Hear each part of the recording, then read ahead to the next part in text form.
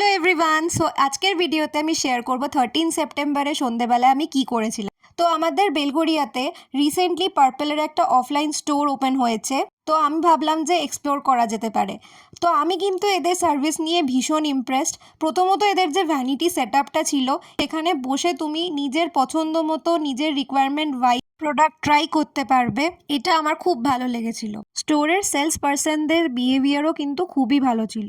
কি কি পারচেস করলাম সেটা আমি আলাদা একটা ভিডিওতে শেয়ার করেছি, প্লিজ চ্যানেলটা সাবস্ক্রাইব করে নিও সেটা দেখার জন্য। তারপর চলে গেছিলাম তো ডমিনোস। আজকে পুরোপুরি শপিং ডে। কালে এগরা স্ট্রিট গেছি লাইট কিনতে। বিকেলে আমার বেসিক্যালি যাওয়ার কথা ছিল হচ্ছে জিমে।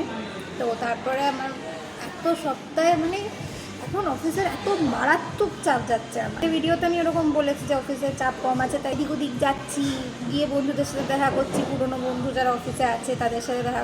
ও বাবা, যখন চাপ যায় না তখন রাত্রির 2টোতেও কাজ হচ্ছে, আবার রাত্রিরের কাজ শেষ করে সকাল হতে না হতেই ভোরবেলা উঠেও কাজ হয়েছে। তোমাদের সাথে কথা বলতে বলতেই চলে এলো অর্ডার ডিটেলসটা স্ক্রিনে মেনশন করে দিচ্ছি। নিউলি লঞ্চড সাওয়ারডো সিরিজটা কিন্তু খুবই ভালো। ভিডিওটা ছেড়ে যাওয়ার আগে প্লিজ চ্যানেলটাকে সাবস্ক্রাইব করে দিও, এটা আমার জন্য একটা হাইলি মোটিভেটিং ফ্যাক্টর। বাই।